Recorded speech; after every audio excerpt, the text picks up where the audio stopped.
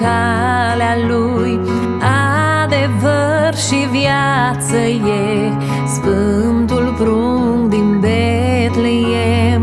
Lin, ui lin, Doamne, inimile le alin.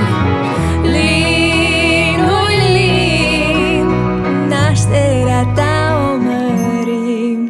Leroi, leroi, prin colina Crăciunului,